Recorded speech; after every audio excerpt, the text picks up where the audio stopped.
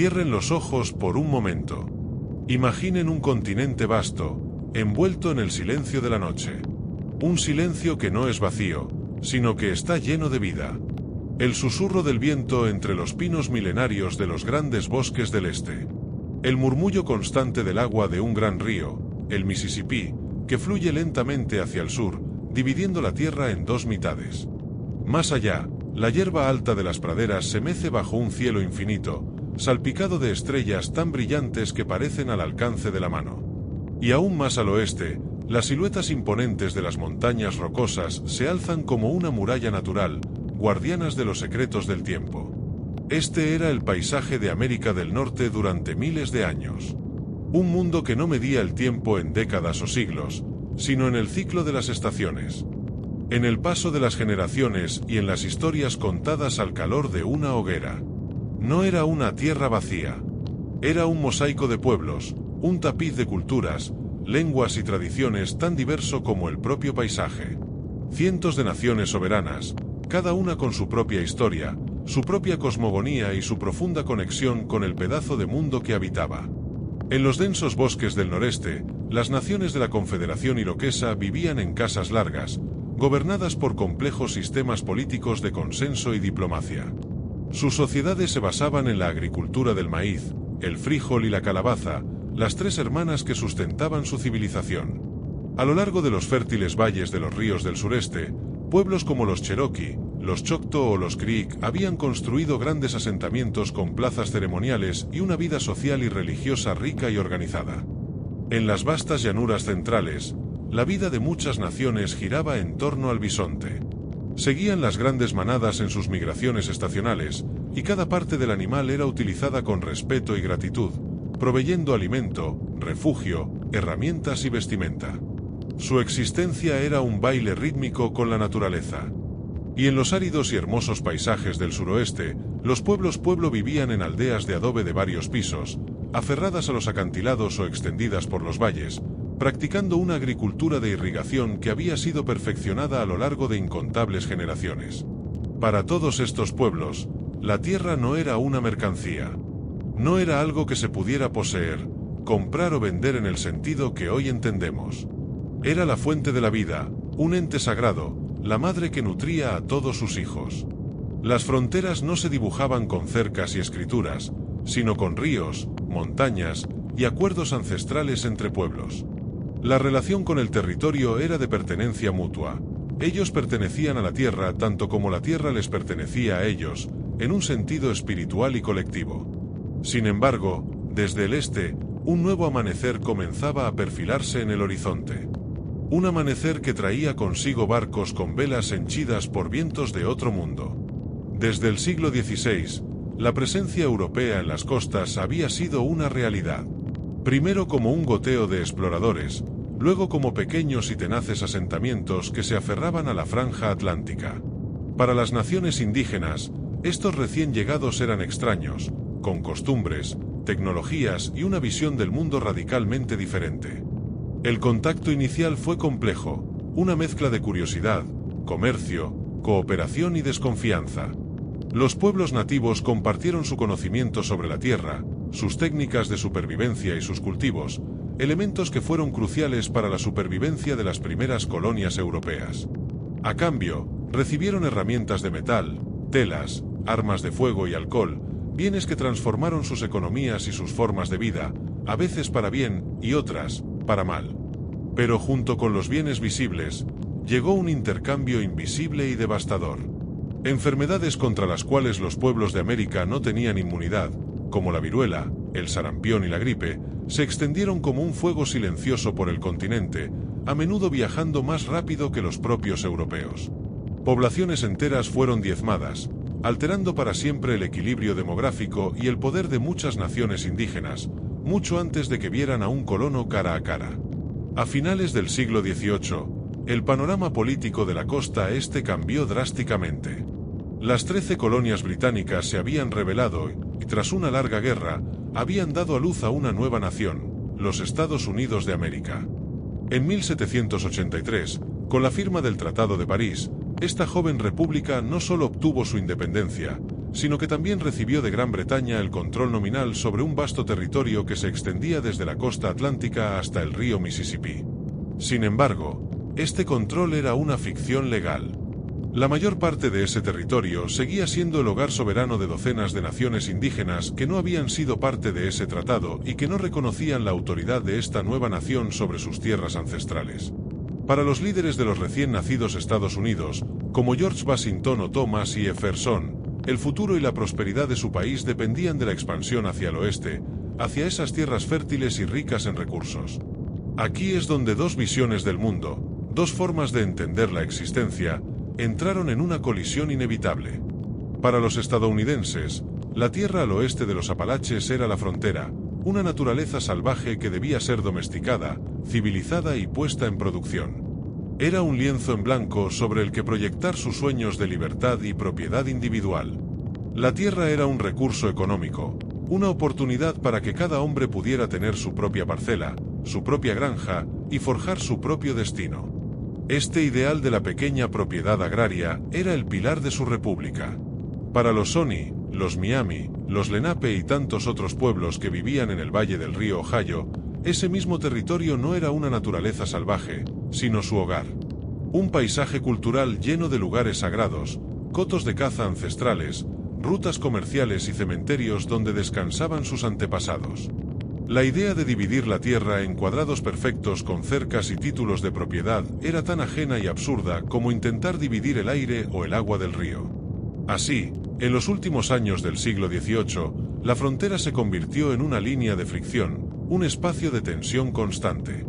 El gobierno estadounidense, a través de una mezcla de diplomacia, presión y fuerza militar, comenzó a buscar la manera de adquirir estas tierras. Se enviaron comisionados para negociar tratados, ofreciendo bienes y dinero a cambio de vastas extensiones de territorio. A menudo, estos tratados se negociaban con facciones minoritarias o líderes sin la autoridad para hablar en nombre de toda su nación, creando divisiones internas y acuerdos que la mayoría de la población consideraba ilegítimos. El proceso era lento, pero constante. La línea de la frontera no era una muralla estática, sino una ola que avanzaba lentamente. Primero llegaban los cazadores y exploradores, luego los topógrafos con sus cadenas y teodolitos, trazando líneas rectas sobre un paisaje de curvas y colinas. Y detrás de ellos, los colonos. Familias enteras que cruzaban los Apalaches en carros, con sus pocas posesiones y la esperanza de una nueva vida. El sonido del hacha resonando en el silencio de un bosque milenario se convirtió en la banda sonora de esta nueva era. Cada árbol talado, cada cabaña de troncos construida, cada campo arado, era una declaración. Era la afirmación de una nueva forma de vida que se superponía, y a menudo borraba, a la que había existido allí durante incontables generaciones. Las naciones indígenas no observaron este proceso de forma pasiva. Se resistieron. Formaron alianzas, como la Confederación Occidental liderada por figuras como Little Turtle de los Miami o Blue Jacket de los Shawnee. Lucharon con valentía para defender sus hogares y su modo de vida en una serie de conflictos que ensangrentaron el Valle del Ohio. Buscaron la vía diplomática, enviando delegaciones a la nueva capital para defender sus derechos y la santidad de los tratados. Pero la presión era inmensa y creciente. La población de los Estados Unidos se duplicaba cada 20 años, y con ella, el hambre de tierras parecía insaciable. La lógica de la expansión se convirtió en una fuerza casi natural para la joven república, un impulso que parecía tan inevitable como el sol que sale por el este y se pone por el oeste. Este primer capítulo de la historia no trata sobre grandes batallas ni marchas forzadas. Trata sobre el cambio en el aire, sobre el encuentro de dos mundos en un mismo espacio.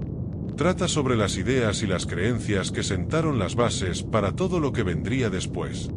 Es la historia de un continente que comenzaba a ser redefinido, de un mapa que estaba siendo redibujado, no solo en el papel, sino también sobre la propia tierra. En la quietud de esta introducción, hemos visto el escenario, un continente vibrante y diverso. Y hemos conocido a los protagonistas, los pueblos originarios, profundamente arraigados a su tierra, y una nueva nación, joven, ambiciosa y con una visión expansiva de su propio futuro. El telón se ha levantado con suavidad. La historia que sigue es la de cómo ese impulso expansivo, alimentado por sueños de prosperidad y un sentido de destino, se transformaría en una política sistemática de desposesión. El primer acto de una larga y compleja historia estaba a punto de comenzar, y sus ecos resonarían a través de los siglos, dando forma a la nación que conocemos hoy. La promesa de un nuevo siglo, el siglo XIX, comenzaba a desplegarse sobre el joven Estados Unidos. El aire estaba cargado de una energía palpable, una mezcla de confianza, ambición y una fe casi religiosa en el futuro. Aquella ola que avanzaba lentamente desde el este no solo traía consigo hachas y arados, sino también una idea, una poderosa corriente de pensamiento que empezaría a justificar y acelerar la expansión. En el corazón de esta nueva era se encontraba la figura de Thomas Jefferson, un hombre de la Ilustración que imaginaba una república agraria, un imperio de la libertad que se extendería por el continente. Su visión ideal era la de una nación de pequeños granjeros independientes, dueños de su propia tierra, pues creía que solo la propiedad y el trabajo de la tierra garantizaban la virtud y la independencia necesarias para un ciudadano. Pero esta visión requería una cosa por encima de todas las demás: tierra. Una cantidad casi ilimitada de tierra. Inicialmente, Jefferson y otros líderes de su tiempo abogaron por una política de civilización. Creían, con un paternalismo propio de su época, que los pueblos indígenas podían ser persuadidos de abandonar sus modos de vida tradicionales. Si dejaban la caza y la vida comunal, si adoptaban la agricultura al estilo europeo, la propiedad privada, el cristianismo y el idioma inglés, podrían ser asimilados gradualmente a la sociedad estadounidense. Se establecieron programas para enseñarles a hilar, a tejer y a cultivar en parcelas individuales. Era una política que buscaba transformar al indígena en un granjero, liberando así los vastos territorios de caza comunales para la colonización. Sin embargo, esta política coexistía con una impaciencia creciente. Mientras algunos indígenas adoptaban partes de este nuevo modo de vida, la mayoría se aferraba a sus culturas y a su soberanía. Y la presión de los colonos que ansiaban esas tierras era cada vez más fuerte. Fue entonces, en 1803, cuando un solo acto diplomático alteró el destino del continente de una manera que nadie podría haber previsto por completo. En París, los enviados de Jefferson negociaron con la Francia de Napoleón la compra de Luisiana. Por la suma de $15 millones, Estados Unidos no compró un territorio vacío, sino el derecho de reclamar una inmensa extensión de tierra que duplicó de la noche a la mañana el tamaño del país. Desde las orillas del Mississippi hasta las cumbres de las montañas rocosas, un área vasta y en gran parte inexplorada por los estadounidenses pasaba a formar parte, en el papel, de la joven república. Pero esa tierra no estaba vacía. Era el hogar de los Sioux, los Osage, los Cheyenne, los Arapaho, y docenas de otras naciones que no habían sido consultadas, y cuya existencia apenas se registraba en los mapas de Washington. Con la firma de un documento a miles de kilómetros de distancia, sus tierras ancestrales se habían convertido en el futuro espacio de expansión de otra nación. La compra de Luisiana tuvo un profundo efecto psicológico. Hizo que la idea de una nación que se extendiera de costa a costa pasara de ser una fantasía a una posibilidad tangible. Y, crucialmente, proporcionó una supuesta solución al problema indígena. Si los pueblos nativos del este no querían o no podían civilizarse, ahora había un lugar al que podían ser trasladados, al otro lado del gran río Mississippi, a un territorio que se denominó territorio indio.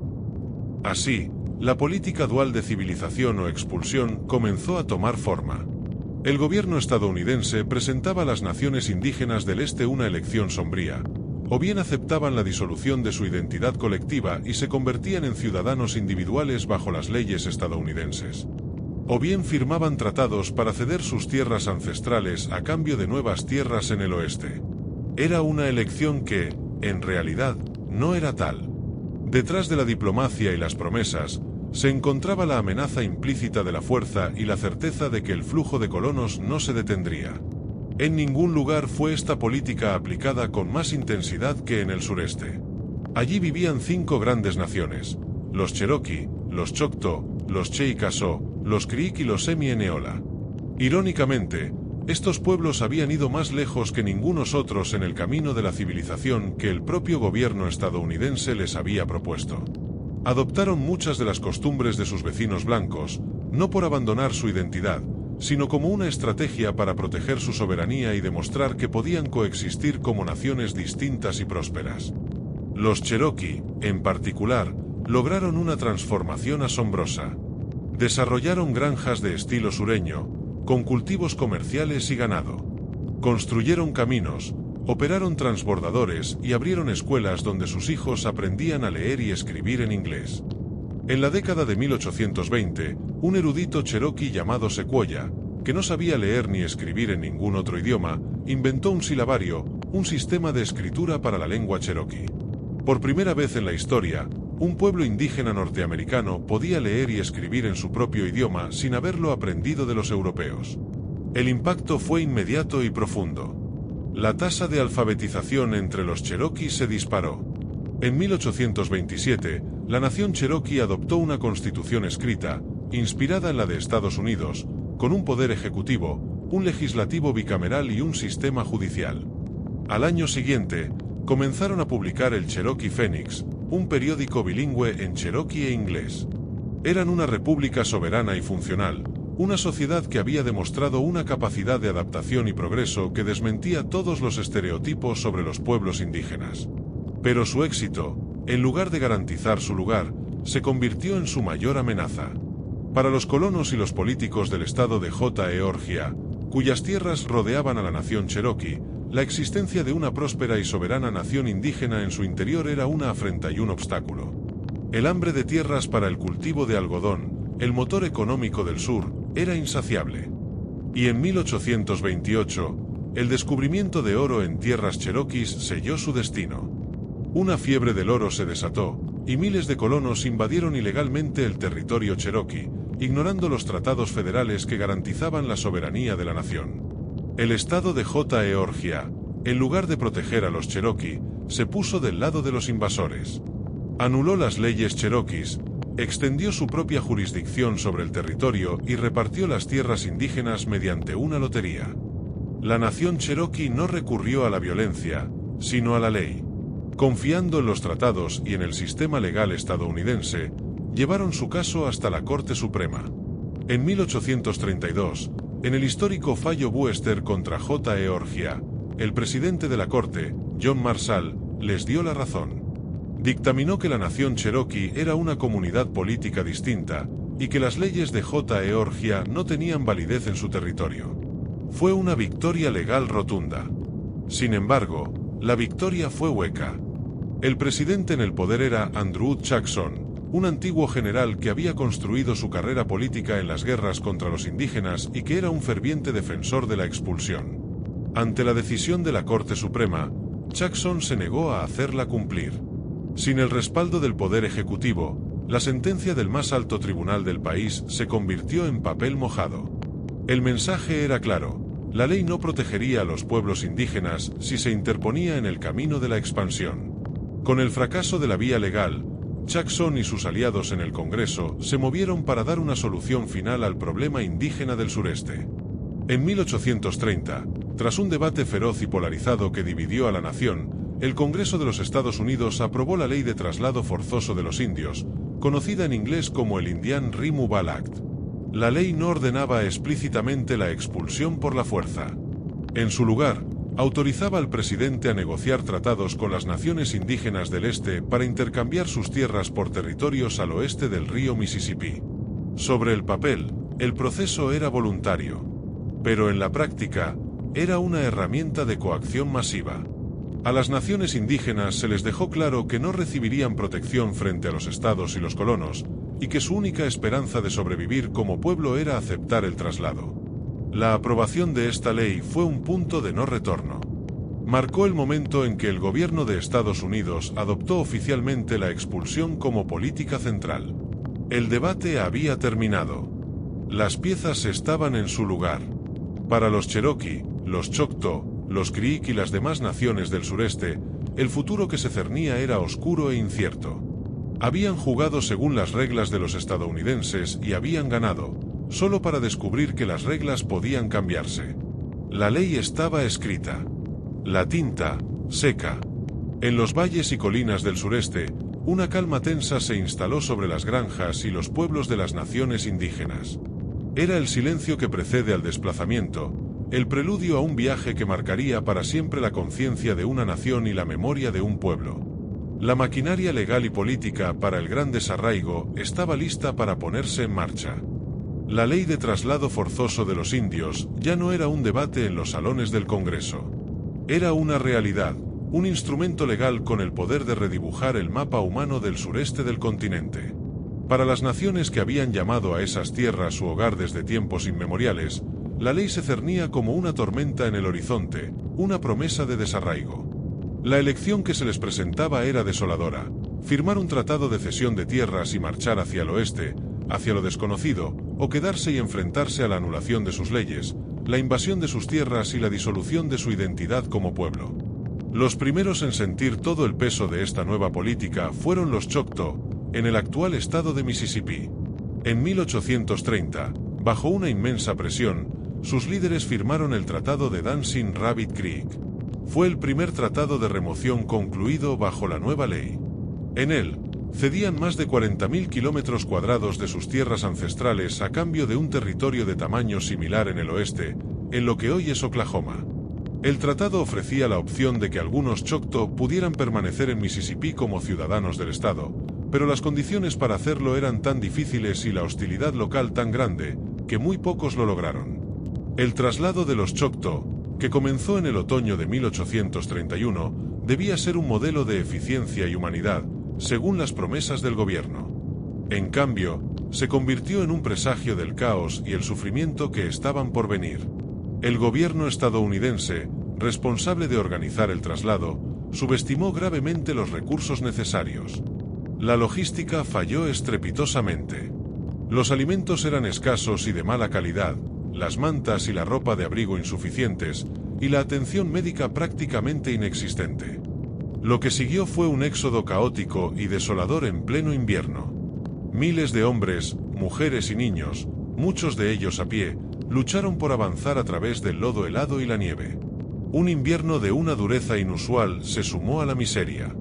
El cólera y otras enfermedades se extendieron por los campamentos improvisados, cobrándose un precio terrible.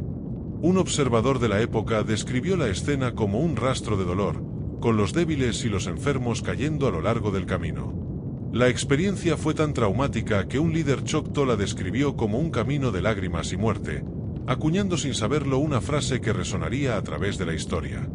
La terrible experiencia de los Choctaw se repitió, con variaciones, con las otras naciones del sureste. En 1832, los Chickasaw, viendo lo inevitable, firmaron su propio tratado de remoción. Siendo negociadores astutos, lograron obtener mejores condiciones económicas para la venta de sus tierras, pero el resultado final fue el mismo: el abandono de su patria y un arduo viaje hacia el oeste. Los Creek, que ya habían sido despojados de gran parte de sus tierras en conflictos anteriores, se enfrentaron a un fraude masivo y a la violencia de los colonos. Aunque algunos intentaron resistir, fueron aplastados militarmente y en 1836, 14.500 Creek fueron expulsados por la fuerza, muchos de ellos encadenados y marchando bajo vigilancia militar. En Florida, los Seminolas se negaron rotundamente a marcharse, dando inicio a una larga y sangrienta guerra de guerrillas en los pantanos y humedales, una resistencia feroz que costaría miles de vidas y duraría más de una década. Pero la historia más emblemática de esta era, la que encapsula toda la tragedia y la injusticia de la política de remoción, es la de los Cherokee. Como vimos, ellos habían puesto su fe en la ley estadounidense y habían sido traicionados. A pesar de la sentencia de la Corte Suprema, la presión no cesó. La nación Cherokee se dividió dolorosamente. Una abrumadora mayoría, liderada por su jefe principal, John Ross, se mantuvo firme en su negativa a ceder sus tierras, confiando en que la justicia prevalecería. Sin embargo, una pequeña facción disidente, conocida como el Partido del Tratado, creía que la resistencia era inútil y que la única esperanza de salvar a su pueblo era negociar las mejores condiciones posibles para el traslado. Este grupo, liderado por figuras prominentes como L.E.A.S. Boudinot y Mayor Rich, actuó sin la autorización del gobierno Cherokee. En 1835, en New Echouta, capital de la nación, este pequeño grupo firmó un tratado con representantes del gobierno estadounidense. El Tratado de New Echouta, cedía todas las tierras cherokees al este del Mississippi a cambio de $5 millones y un nuevo territorio en el oeste. El tratado fue denunciado inmediatamente por la abrumadora mayoría del pueblo cherokee y su gobierno legítimo. El propio John Ross viajó a Washington con una petición firmada por más de 15.000 cherokees, casi la totalidad de la nación, que declaraba el tratado como un fraude. Pero el Senado de los Estados Unidos, por un solo voto, ratificó el tratado. El destino de la nación cherokee estaba sellado. El tratado concedía a los cherokees un plazo de 2 años para abandonar voluntariamente sus tierras. La mayoría se negó. Se aferraron a sus hogares, a sus granjas, a las tumbas de sus antepasados, con la esperanza de que un milagro, o un cambio en la política, los salvara. Pero el tiempo pasó, inexorable. La primavera de 1838 llegó, y con ella, el final del plazo. Entonces, comenzó el último y más doloroso acto. 7.000 soldados del ejército estadounidense, bajo el mando del general Winfield Scott, entraron en la nación cherokee. No vinieron a protegerlos, sino a expulsarlos. De forma sistemática, los soldados fueron de casa en casa, de granja en granja, y reunieron a las familias cherokees a punta de bayoneta. Les dieron apenas unos minutos para recoger lo que pudieran llevar. Muchos fueron sacados de sus mesas, de sus campos, sin nada más que la ropa que llevaban puesta. El sonido de las puertas cerrándose en sus propias casas por última vez se convirtió en un eco que perduraría en su memoria. Hombres, mujeres y niños fueron conducidos como ganado a campos de concentración improvisados, insalubres y superpoblados, donde la enfermedad y la desesperación comenzaron a hacer estragos durante el caluroso verano. Cuando llegó el otoño, comenzó la marcha forzada hacia el oeste, un viaje de casi 2.000 kilómetros. Agrupados en destacamentos, los cherokee caminaron a través de Tennessee, Kentucky, Illinois, Missouri y Arkansas, en pleno invierno. El frío era atroz. La nieve y el hielo hacían el camino casi intransitable. La comida era escasa, el agua a menudo estaba contaminada y las enfermedades como la neumonía y la disentería se propagaban sin control. Cada día era una lucha por la supervivencia. Los ancianos y los niños eran los más vulnerables. Los que caían, a menudo eran dejados atrás. El largo convoy de personas en duelo dejó un rastro de tumbas sin nombre a lo largo del camino. Se estima que de los más de 16.000 hombres, mujeres y niños que iniciaron el viaje, forzado o voluntario, unos 4.000 perdieron la vida en el camino, una cuarta parte de la nación. El viaje se grabaría en la memoria como el Nunna Dauli Suni, la expresión cherokee para el camino en que lloramos, el camino de las lágrimas. Al llegar finalmente al territorio indio, los supervivientes estaban agotados, empobrecidos y profundamente traumatizados. Encontraron una tierra extraña, diferente a los bosques y montañas que habían conocido. Y llegaron con las heridas de la división interna aún abiertas, lo que pronto desembocaría en más violencia y dolor. La expulsión había terminado, pero el sufrimiento estaba lejos de acabar. La promesa de una tierra propia en el oeste se había cumplido, pero el precio había sido la pérdida de su patria, de sus seres queridos y de una parte de su alma. Con el sureste ahora limpio de sus habitantes originales, los ojos de la nación estadounidense comenzarían a mirar aún más lejos, hacia los vastos horizontes que se extendían más allá del Mississippi. El eco del llanto de los pueblos del sureste se fue apagando lentamente, absorbido por la tierra que ahora pertenecía a otros. En los campos que antes cultivaron los cherokee, el algodón de los nuevos dueños comenzaba a florecer. Las casas comunales de los Creek se convirtieron en ruinas silenciosas, y los caminos que los Choctaw recorrieron durante siglos se llenaron de los carros y el ganado de los colonos.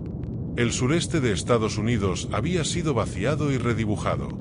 Con esta inmensa transferencia de tierra y población, la joven república creyó haber encontrado una solución duradera. La nueva frontera era el gran río Mississippi. Al este, se extendería la civilización de los hombres blancos, sus granjas, sus ciudades y sus leyes. Al oeste, en el llamado territorio indio, se reubicarían las naciones expulsadas.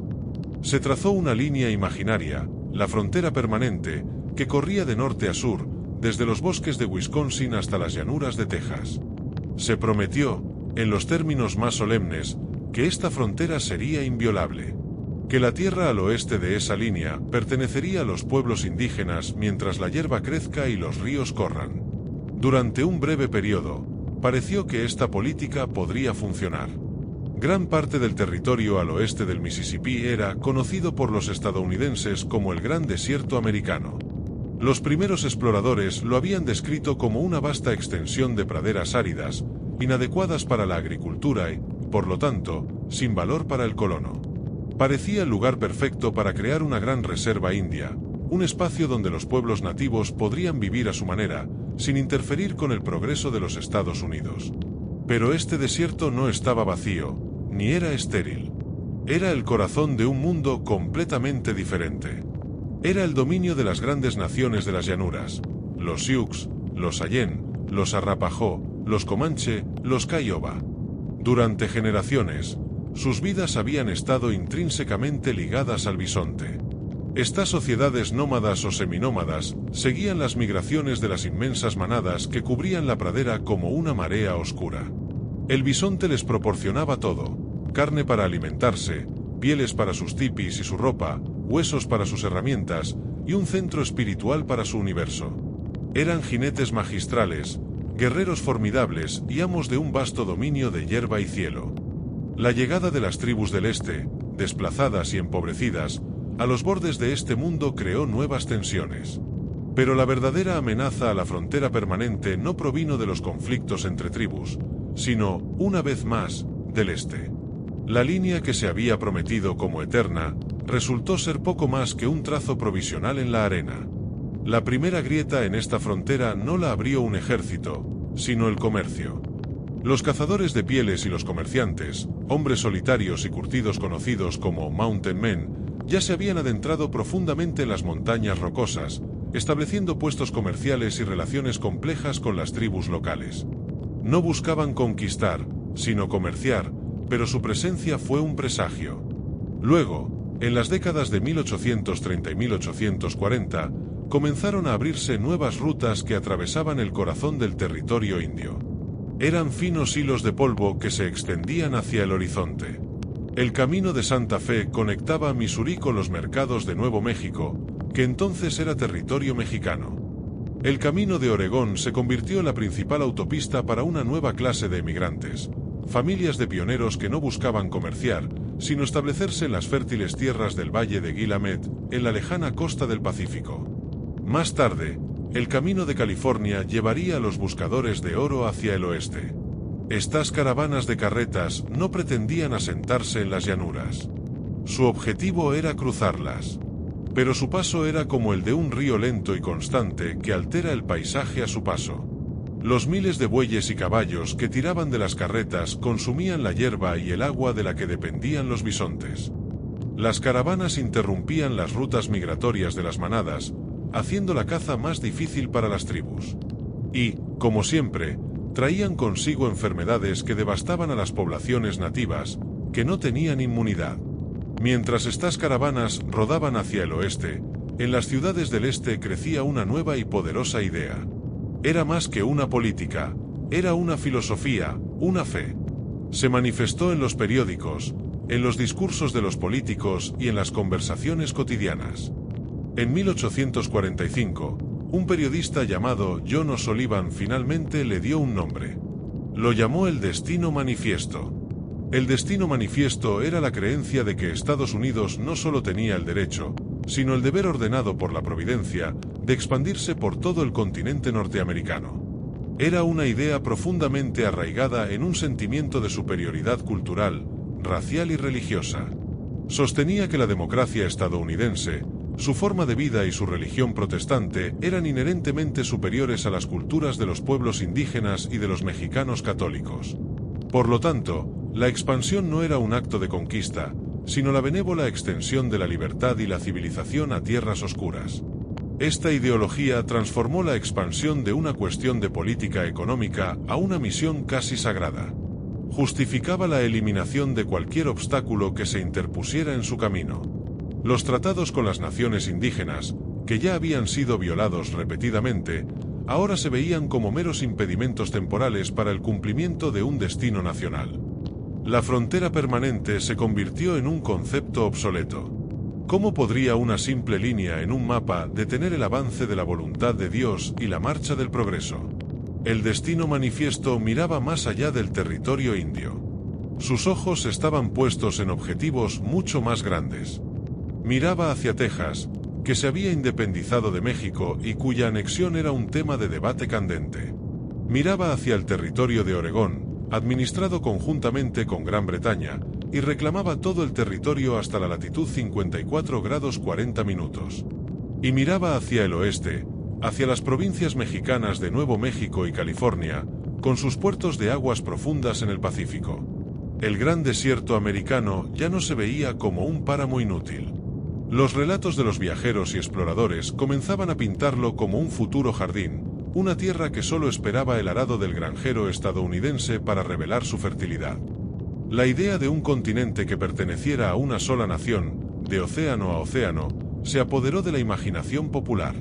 Así, a mediados de la década de 1840, el escenario estaba listo para la siguiente y más dramática fase de la expansión. La política de expulsión había limpiado el este.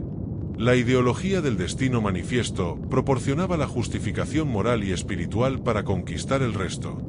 Y las rutas que cruzaban las llanuras eran las arterias por las que fluiría la marea de la colonización. La promesa de una frontera permanente se había disuelto en el aire, reemplazada por la visión de un imperio continental. La calma antes de la tormenta estaba llegando a su fin. Las grandes guerras por las llanuras y el suroeste ya no eran una cuestión de si ocurrirían, sino de cuándo. La doctrina del Destino Manifiesto, una vez liberada de las páginas de los periódicos y los discursos políticos, no tardó en buscar su expresión en el mundo real. Era una idea que necesitaba un cuerpo, un territorio sobre el que proyectarse. Y el primer gran escenario de su realización fue Texas. La antigua provincia mexicana, ahora una república independiente poblada en su mayoría por colonos estadounidenses, fue anexionada por Estados Unidos en 1845. Este acto no fue solo la adición de una nueva estrella en la bandera, sino el encendido de una mecha que corría directamente hacia el sur. México nunca había reconocido la independencia de Texas y consideraba la anexión como un acto de agresión. La disputa se centró en la frontera. Texas reclamaba el río Bravo, o Río Grande, como su límite sur, mientras que México sostenía que la frontera histórica siempre había sido el río Nueces, mucho más al norte. Entre los dos ríos se extendía una franja de tierra disputada, escasamente poblada, que se convirtió en el punto de fricción. El presidente de Estados Unidos en ese momento, James K. Polk, era un hombre profundamente imbuido de la fe en el Destino Manifiesto. Su ambición no se limitaba a Texas. Anhelaba los vastos territorios de Nuevo México y, sobre todo, California, con su estratégica costa y sus puertos abiertos al comercio con Asia. Tras un intento fallido de comprar estos territorios a un gobierno mexicano ofendido y debilitado, Polk optó por un camino más directo. En una medida calculada para provocar una respuesta, ordenó a las tropas estadounidenses, bajo el mando del general Zachary Taylor, que cruzaran el río Nueces y establecieran una posición en la orilla norte del Río Grande, en pleno territorio disputado. Para México, esto era una invasión. La tensión creció durante semanas, hasta que, en abril de 1846, se produjo una escaramuza entre las tropas de ambos países. Un pequeño destacamento estadounidense fue emboscado. Había sangre estadounidense derramada en suelo que Estados Unidos, convenientemente, reclamaba como propio. Con este pretexto, Polk acudió al Congreso y declaró que México había invadido nuestro territorio y derramado sangre estadounidense sobre suelo estadounidense. La guerra era un hecho. El conflicto que siguió no fue una contienda entre iguales. Estados Unidos era una nación en ascenso, con una economía en crecimiento y un ejército motivado y bien equipado. México, por su parte, estaba plagado de inestabilidad política y divisiones internas. La guerra se libró en varios frentes, pero su resultado nunca estuvo realmente en duda. Las fuerzas estadounidenses avanzaron con una eficiencia implacable. Un ejército marchó hacia el oeste, ocupando Nuevo México casi sin encontrar resistencia. Sus habitantes, acostumbrados a un gobierno lejano y a menudo negligente desde la Ciudad de México, vieron el cambio de bandera con una mezcla de resignación y apatía. Otro contingente aseguró California, donde una pequeña revuelta de colonos estadounidenses ya había proclamado la efímera República de la Bandera del Oso. Mientras tanto, los ejércitos principales invadían México por el norte, y en un audaz movimiento, por mar, desembarcando en Veracruz y marchando directamente hacia la capital. En septiembre de 1847, la bandera estadounidense ondeaba sobre el Palacio Nacional en la Ciudad de México.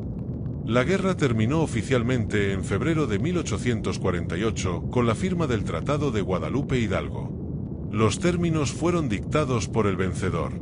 México se vio obligado a ceder más de la mitad de su territorio nacional, un vasto dominio de más de 1.300.000 kilómetros cuadrados. Esta región, conocida como la Cesión Mexicana, comprendía la totalidad de los actuales estados de California, Nevada y Utah, la mayor parte de Arizona, y partes de Nuevo México, Colorado y Ohio con acento min. A cambio, Estados Unidos pagó a México $15 millones, una suma que apenas disfrazaba la naturaleza de la transacción como un botín de guerra. De un plumazo, el destino manifiesto se había hecho realidad. Estados Unidos era ahora una potencia continental, una nación que se extendía desde el Atlántico hasta el Pacífico. El mapa había sido redibujado de una manera espectacular y definitiva. Pero este tratado, como tantos otros antes, ignoraba una realidad fundamental. La tierra que cambió de manos en una mesa de negociación no estaba vacía. No era un lienzo en blanco, esperando ser pintado con los colores de la civilización estadounidense. Era el hogar ancestral de cientos de grupos indígenas, pueblos que habían vivido en esos paisajes áridos y montañosos durante milenios. Los navajos, o diné, en sus cañones sagrados. Los apaches, señores de las montañas y los desiertos del sur. Los pueblos pueblo, en sus antiguas aldeas de adobe a lo largo del Río Grande, herederos de una civilización que había florecido mucho antes de que Colón zarpara. Los Utes de las montañas rocosas, los Pimas y los Tohono con acento am del desierto de Sonora, y las innumerables tribus de California, cada una con su propia lengua, su propia cultura y su profundo conocimiento de un pequeño rincón del mundo. Durante siglos, estos pueblos habían navegado las complejidades de la soberanía española y luego mexicana, una presencia a menudo distante y no siempre efectiva. Habían resistido, se habían adaptado, habían comerciado y habían luchado. Ahora, de la noche a la mañana, se encontraron bajo la jurisdicción de una nueva potencia, una nación con un hambre de tierra y una visión de progreso que no dejaba espacio para su forma de vida. Su soberanía, que nunca había sido reconocida del todo por los mexicanos, fue completamente borrada por los estadounidenses. Se convirtieron en extraños en su propia tierra, gobernados por leyes que no entendían y que no habían tenido parte en crear. Y justo cuando el tratado se firmaba, cuando la tinta aún estaba fresca en el papel, un evento fortuito, a miles de kilómetros de distancia, encendería la mecha de una transformación aún más rápida y violenta. En enero de 1848, apenas 9 días antes de la firma del tratado, un carpintero llamado James Marshall estaba supervisando la construcción de un aserradero en el río Americano, en las estribaciones de la Sierra Nevada de California. Mientras inspeccionaba el canal de agua, algo brillante llamó su atención. Se agachó y recogió unas pequeñas pepitas. Eran de oro. La noticia, al principio un susurro, pronto se convertiría en un rugido que daría la vuelta al mundo. El descubrimiento de oro en California desencadenaría una de las migraciones masivas más grandes de la historia de la humanidad. El lento goteo de pioneros que cruzaban las llanuras se convertiría en una inundación, un torrente humano que se precipitaría hacia el oeste en busca de fortuna. Para los pueblos indígenas de California y de todo el oeste, esta fiebre del oro no traería riqueza, sino la aceleración de su desposesión y el comienzo del capítulo más brutal de su historia. La tierra recién conquistada estaba a punto de ser invadida de nuevo. El descubrimiento de oro en el aserradero de Sutter fue como una piedra arrojada en un estanque en calma. Al principio, la onda fue pequeña, un secreto guardado a medias entre los pocos hombres que estaban allí. Pero un secreto de tal magnitud no puede ser contenido. El susurro del oro se convirtió en un rumor, el rumor en un grito, y el grito cruzó las montañas y los océanos, resonando en los puertos de Boston, en las granjas de Missouri, en los pueblos de Chile y en las ciudades de China. Oro. Una palabra simple, con el poder de desarraigar hombres de sus vidas y lanzarlos al otro lado del mundo en busca de un sueño. El año 1849 fue cuando la fiebre se apoderó de la imaginación global. 100.000 hombres, conocidos para la historia como los 49ers, se pusieron en marcha hacia California. Dejaron atrás familias, trabajos y todo lo que conocían, consumidos por una visión de riqueza instantánea. Llegaron por dos vías, ambas arduas y peligrosas. Algunos se embarcaron en un viaje de meses por mar, luchando contra el escorbuto y el aburrimiento en la larga y tempestuosa ruta alrededor del Cabo de Hornos. Otros optaron por la ruta terrestre, uniéndose a las caravanas de carretas que serpenteaban a través de las llanuras y las montañas, enfrentándose al cólera, al hambre y a la inmensidad del continente. California, que hasta entonces había sido un remoto y tranquilo rincón del mundo, se vio inundada por un torrente humano. Pueblos que eran poco más que unas pocas casas de adobe, como San Francisco, se transformaron de la noche a la mañana en caóticas ciudades de tiendas de lona, repletas de hombres de todas las nacionalidades y clases sociales, unidos por una única y obsesiva ambición. Pero la tierra que invadían no estaba vacía. No era el paraíso virgen que imaginaban. Durante miles de años, California había sido una de las regiones con mayor diversidad cultural y lingüística de toda Norteamérica. Se estima que antes de la llegada de los españoles, más de 300.000 personas vivían en lo que hoy es el estado, y para 1848, a pesar de las enfermedades y el sistema de misiones, la población indígena todavía rondaba los 150.000. Estaban divididos en más de 100 tribus o grupos diferentes: los Mibuk y los Maidu en las estribaciones de la sierra, los Pomo en el norte, los Chumas en la costa sur, y muchos otros. Vivían en un delicado equilibrio, con una tierra increíblemente pródiga. No practicaban la agricultura a gran escala como los pueblos del este, sino una sofisticada forma de gestión de la tierra, utilizando el fuego de manera controlada para promover el crecimiento de las plantas que necesitaban y cazando, pescando y recolectando los valles ricos en robles y en los ríos repletos de salmón. Era un mundo de pequeñas comunidades, de profunda conexión espiritual con el paisaje y de una paz relativa. La llegada de la marea de mineros rompió este mundo en pedazos con una rapidez y una brutalidad asombrosas. Lo que siguió fue una catástrofe desde todos los ángulos. Primero, fue una catástrofe ecológica. Los métodos de minería, incluso los más simples como el bateo, enturbiaban las aguas de los ríos. Las técnicas más avanzadas, como la minería hidráulica que se desarrollaría más tarde, desprendían laderas enteras con cañones de agua a presión, arrojando toneladas de lodo y escombros a los ríos. Estos sedimentos ahogaron los lechos de desove de los salmones, una fuente de alimento fundamental. Los bosques de robles, cuyas bellotas eran otro pilar de la dieta indígena, fueron talados para construir cabañas, presas y soportes para los túneles de las minas. El paisaje del que dependían los pueblos nativos para su sustento fue envenenado y destruido en el lapso de unos pocos años. Segundo, fue una catástrofe de desplazamiento. Las aldeas indígenas, que a menudo estaban ubicadas en las orillas de los ríos y en los valles fértiles, se encontraban directamente en el camino de la fiebre del oro. Los mineros no reconocieron ningún derecho de propiedad indígena. Para ellos, los nativos eran simplemente parte del paisaje, un obstáculo que debía ser apartado. Las aldeas fueron quemadas, los habitantes expulsados, y la tierra reclamada por los recién llegados sin la menor compensación o ceremonia. Y finalmente, fue una catástrofe humana. La violencia contra los pueblos indígenas de California no fue un subproducto lamentable de la fiebre del oro, fue una parte integral de ella. Los mineros, frustrados cuando no encontraban oro o simplemente por prejuicio, veían a los nativos como competidores, ladrones, o en el mejor de los casos, como subhumanos. Se formaron milicias de vigilantes con el propósito explícito de limpiar los distritos mineros de indios. Eran partidas de caza de hombres, que masacraban aldeas enteras, a menudo sin provocación alguna. Esta violencia fue sancionada y alentada por el nuevo gobierno estatal de California.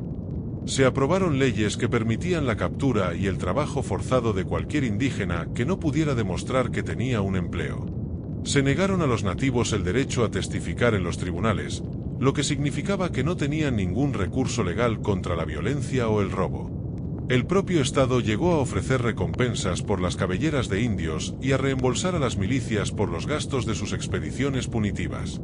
Era una política de exterminio, llevada a cabo no por el ejército federal, sino por ciudadanos comunes y corrientes, enardecidos por la codicia y el racismo. El resultado fue una de las caídas demográficas más abruptas y terribles de la historia. En poco más de 2 décadas, desde el inicio de la fiebre del oro hasta 1870, la población indígena de California se desplomó de 150.000 a tan solo 30.000. Fue un mundo borrado del mapa. Cientos de pequeñas culturas, lenguas y tradiciones que habían florecido durante milenios fueron silenciadas para siempre. Mientras California se convulsionaba en esta orgía de oro y sangre, las rutas terrestres que llevaban a ella se habían vuelto caminos trillados. La frontera permanente que debía proteger el territorio indio se había evaporado. El gobierno de Estados Unidos ahora se enfrentaba a un nuevo problema: cómo proteger a los emigrantes que cruzaban las llanuras y cómo controlar a las poderosas naciones de jinetes cuyo dominio se interponía en el camino de la expansión. La experiencia de California había demostrado que la coexistencia pacífica no estaba en la agenda. El modelo de desposesión rápida y violenta estaba ahora firmemente establecido, y los ojos de la nación comenzaban a volverse hacia el vasto corazón del continente. El torrente humano que había inundado California dejó tras de sí un continente transformado.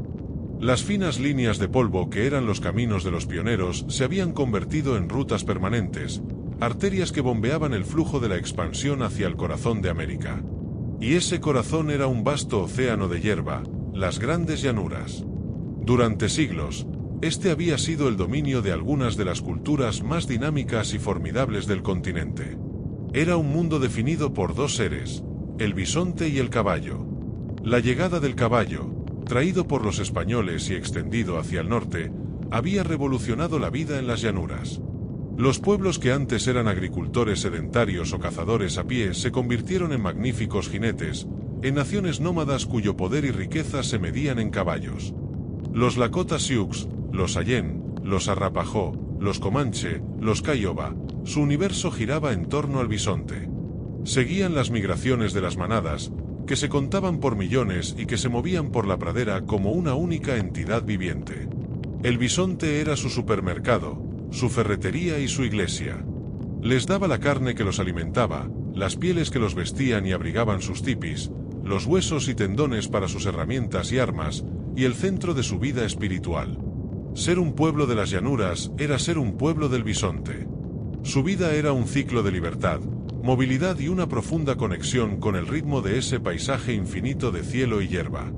A medida que el tráfico de caravanas a través de sus tierras aumentaba, el gobierno estadounidense se dio cuenta de que la paz en las llanuras era esencial para la expansión. En 1851, miles de representantes de las naciones de las llanuras se reunieron con comisionados estadounidenses cerca de Fort Laramie, en el actual Oconcendomín.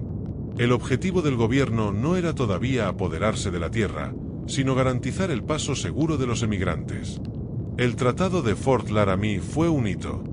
Por primera vez, se intentó trazar fronteras definidas para cada nación, asignándoles vastos pero específicos territorios de caza. A cambio de permitir el paso de los colonos y la construcción de fuertes a lo largo de las rutas, las tribus recibirían pagos anuales de bienes, conocidos como anualidades. Para los líderes indígenas, el tratado era una forma de asegurar la paz y obtener bienes valiosos. Pero, sin saberlo, estaban dando un primer paso hacia el fin de su mundo. La idea de fronteras fijas era ajena a su concepción de la tierra. La aceptación de las anualidades, aunque útil, introdujo un sutil elemento de dependencia.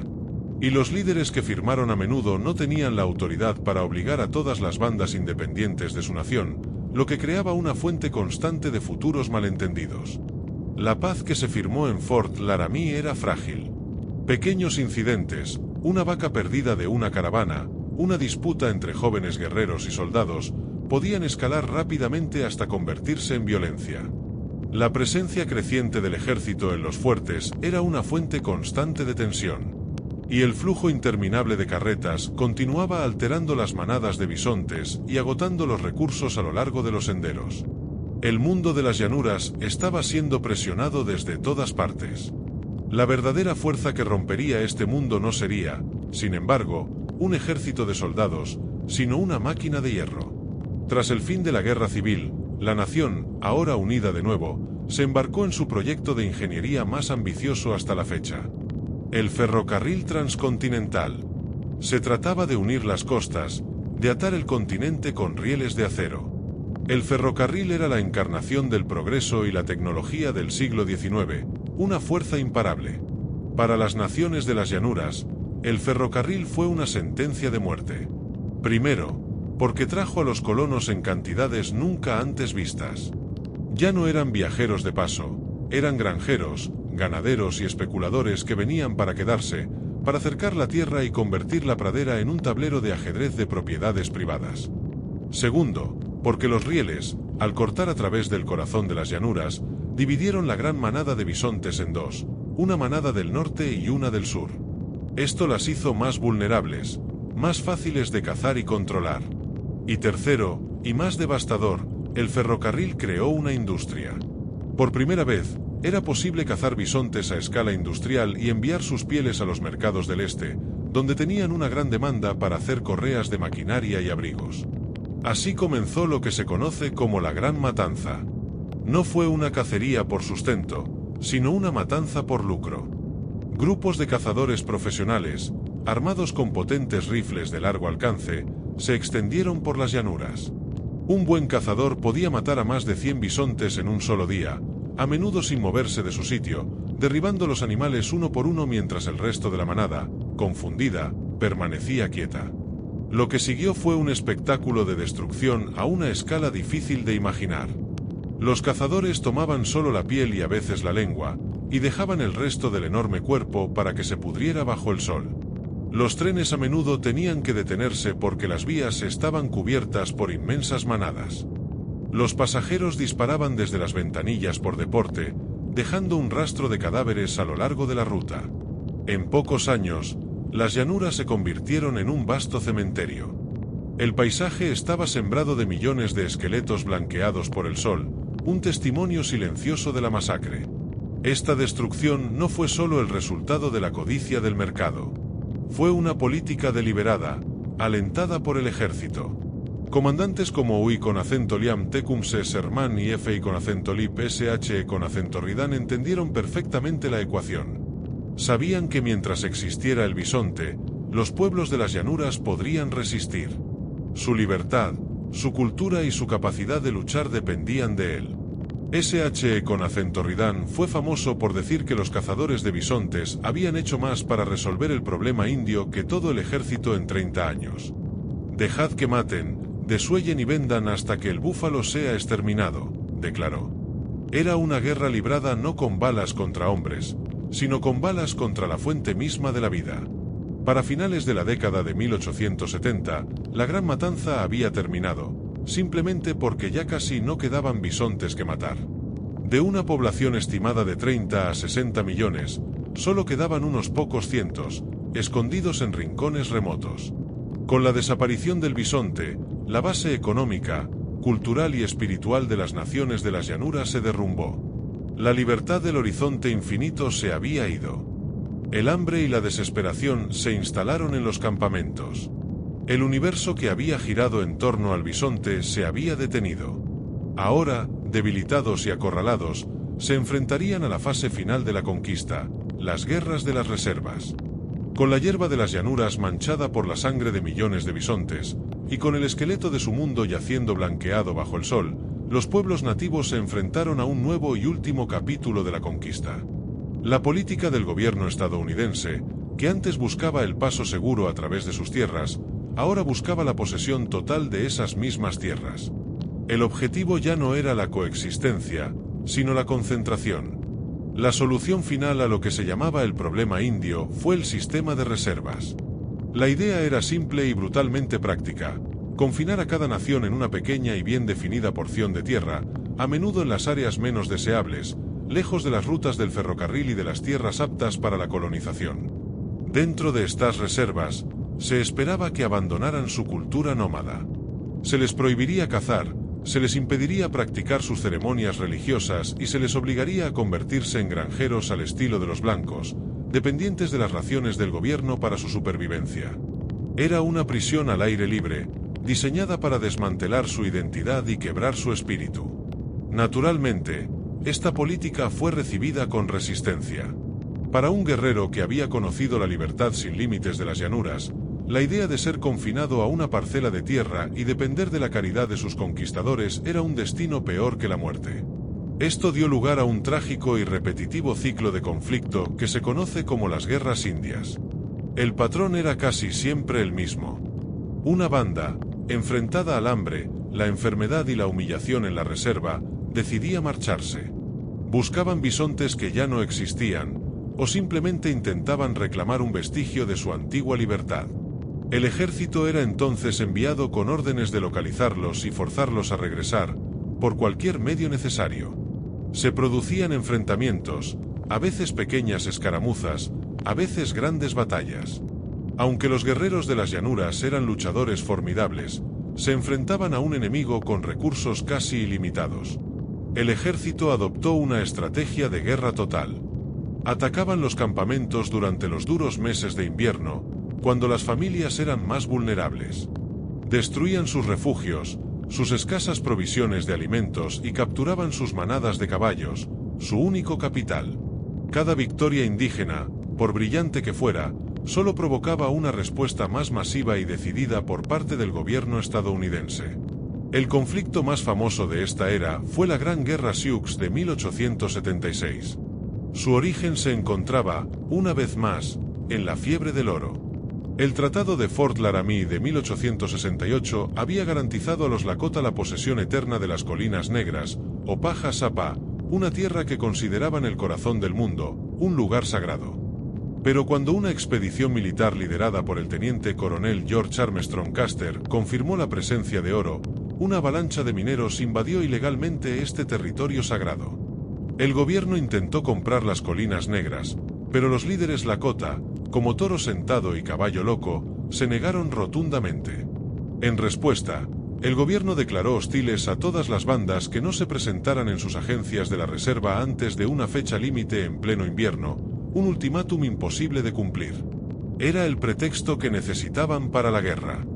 En el verano de 1876, varios miles de Lakota, Cheyenne y Arapaho se reunieron en un enorme campamento a lo largo de un río que llamaban el Greasy Grass, y que los blancos conocían como el Little Bighorn. Fue allí donde Custer, subestimando gravemente el número y la determinación de sus oponentes, lanzó un ataque temerario. El resultado fue la aniquilación total de su comando inmediato. La victoria en el Little Bighorn fue asombrosa, la mayor derrota infligida al ejército estadounidense durante las guerras indias. Pero fue una victoria pírrica. En lugar de forzar al gobierno a negociar, la noticia de la masacre de Custer provocó una ola de indignación y un clamor de venganza en el este. El ejército envió miles de tropas adicionales con la orden de aplastar la resistencia de una vez por todas. Durante el invierno siguiente, persiguieron implacablemente a las bandas dispersas, obligándolas a rendirse una por una. La Gran Alianza se había deshecho, y la libertad que habían defendido con tanto éxito en aquel día de verano se desvaneció con las nieves del invierno. La era de la resistencia armada se fue apagando lentamente. Pero tuvo un último y desgarrador epílogo. En 1890, en las desoladas reservas, se extendió una nueva esperanza. Era un movimiento espiritual llamado la Danza de los Espíritus. Un profeta paiute llamado Boboca había tenido una visión. Si los pueblos indígenas bailaban y rezaban, sus antepasados regresarían, los bisontes volverían a cubrir las llanuras y los blancos desaparecerían. No era un llamado a la guerra, sino una oración desesperada por la restauración de un mundo perdido.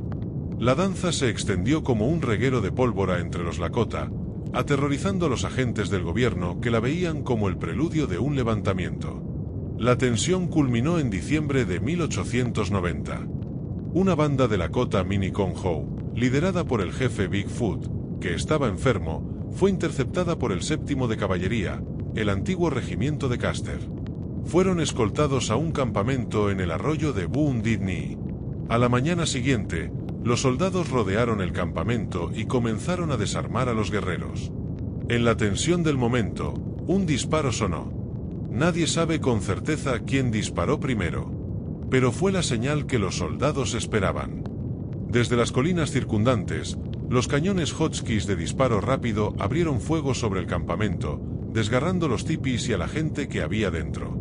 Los soldados avanzaron, disparando indiscriminadamente contra hombres, mujeres y niños que huían. No fue una batalla, sino una matanza unilateral. Cuando el tiroteo cesó, casi 300 personas yacían muertas o moribundas en la nieve, la mitad de ellas mujeres y niños. El silencio que cayó sobre el arroyo helado de Wounded Knee marcó el final. Fue el punto final de casi 4 siglos de resistencia indígena. La conquista militar del continente había concluido. La guerra por la tierra había terminado, pero una nueva guerra, una guerra por el alma y la identidad de los pueblos nativos, estaba a punto de comenzar dentro de los confines de las reservas. Con el sonido de los cañones en Wounded Knee desvaneciéndose en el viento helado, una nueva era de silencio cayó sobre el oeste. La resistencia armada había terminado. Para los Estados Unidos, el problema indio ya no era una cuestión militar, sino una cuestión administrativa. La jaula de las reservas se había cerrado, y dentro de ella, los pueblos que una vez habían dominado un continente se encontraban ahora prisioneros, desarmados y dependientes de sus conquistadores para su propia supervivencia. La nueva política que guiaría las próximas décadas se resumió en una frase acuñada por un reformador bien intencionado: matar al indio para salvar al hombre. Era una filosofía que veía la cultura indígena como una enfermedad, un obstáculo para el progreso que debía ser erradicado por el bien de los propios nativos. Si ya no se podía luchar contra ellos en el campo de batalla, se libraría una nueva guerra, una guerra más silenciosa pero no menos devastadora. Una guerra por sus mentes, sus almas, y sobre todo, por sus hijos. Esta campaña de asimilación forzada comenzó con el desmantelamiento sistemático de su forma de vida en las reservas. La autoridad de los jefes tradicionales y los consejos de ancianos fue suplantado por la figura del agente indio, un funcionario del gobierno que a menudo ostentaba un poder absoluto sobre la vida y la muerte de las personas a su cargo. Las prácticas espirituales que habían sostenido a estos pueblos durante milenios fueron prohibidas. La danza del sol de los Lakota, las ceremonias de curación de los Navajo, el potlatch de las tribus del noroeste, todas fueron declaradas ilegales, consideradas rituales paganos y un impedimento para la civilización. Se construyeron iglesias y se enviaron misioneros para reemplazar las viejas creencias con el cristianismo. La estructura social comunal también fue atacada.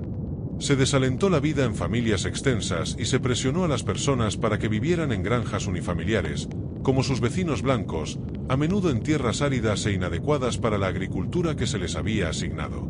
El golpe más profundo a la base territorial y comunal fue una ley aprobada en 1887, conocida como el Acta II. Sobre el papel, su objetivo era ayudar a los indios, convirtiéndolos en propietarios de tierras individuales. La ley autorizaba al presidente a dividir las tierras de las reservas, que se poseían en común, en pequeñas parcelas individuales, o allotments. Cada jefe de familia recibiría una parcela, con la idea de que la cultivara y se convirtiera en un granjero autosuficiente. Pero la verdadera intención del Acta II se reveló en una de sus cláusulas clave.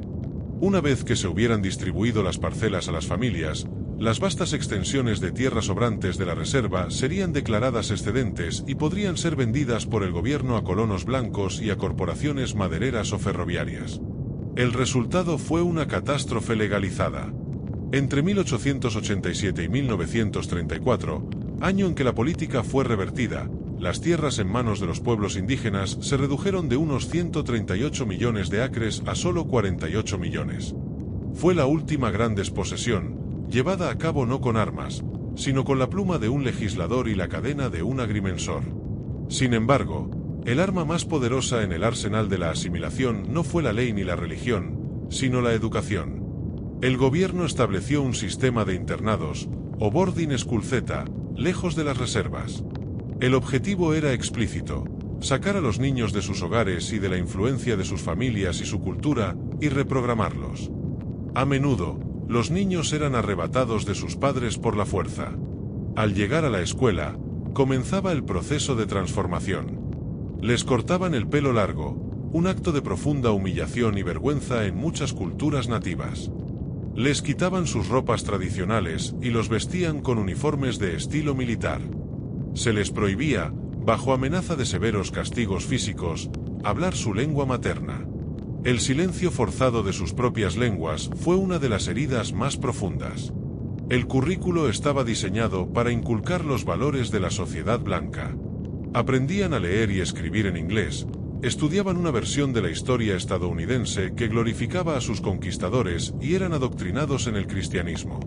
Los niños aprendían oficios manuales y las niñas, tareas domésticas, preparándolos para ocupar los peldaños más bajos de la sociedad estadounidense. La experiencia fue profundamente traumática.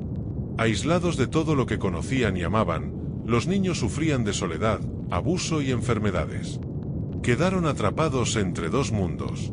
Cuando finalmente se les permitía regresar a sus hogares años después, a menudo eran extraños para sus propias familias. No dominaban las habilidades necesarias para la vida en la reserva, habían perdido gran parte de su lengua y su cultura, y cargaban con las cicatrices emocionales de su educación. El sistema de internados rompió la transmisión del conocimiento cultural de una generación a la siguiente, creando un legado de trauma que resonaría durante décadas. A principios del siglo XX, los pueblos nativos de Estados Unidos habían llegado a su punto más bajo. Su población había sido diezmada. Sus tierras, drásticamente reducidas. Su soberanía, eliminada. Y su cultura, atacada desde todos los frentes. La conquista parecía completa, no solo en el plano físico, sino también en el espiritual. El viejo mundo había sido destruido, y la promesa de un lugar en el nuevo mundo se había revelado vacía. Pero incluso en la oscuridad de esta noche cultural, en los corazones de los ancianos y en los susurros de los niños, las brasas de la identidad y la resiliencia se negaban a extinguirse por completo. Las brasas que se negaron a morir en la noche más oscura de la asimilación, ardieron en silencio durante décadas. En las cocinas de las casas de la reserva, en los susurros de los abuelos a sus nietos, en los patrones tejidos en una manta o en la cadencia de una canción de cuna, la memoria sobrevivió. La cultura, aunque herida y despojada de sus manifestaciones públicas, se retiró a los espacios íntimos de la familia y el corazón, esperando un cambio en el viento. Y a principios del siglo XX, ese cambio, lento e incierto, comenzó a sentirse. Después de décadas de políticas destructivas, algunas voces dentro del gobierno estadounidense empezaron a reconocer el fracaso absoluto del experimento de asimilación. El Acta II no había creado una legión de prósperos granjeros indios, había creado pobreza y desposesión. Los internados no habían producido ciudadanos modelo, habían producido generaciones de trauma. El momento decisivo llegó en la década de 1930, en medio de la Gran Depresión. Con el programa del New Deal de Franklin D. Roosevelt, que buscaba reformar la sociedad estadounidense, se produjo un cambio radical en la política indígena. En 1934, el Congreso aprobó la Ley de Reorganización Indígena, a menudo llamada el New Deal indio. Esta ley fue un giro de 180 grados. Puso fin a la desastrosa política de parcelamiento del Acta II.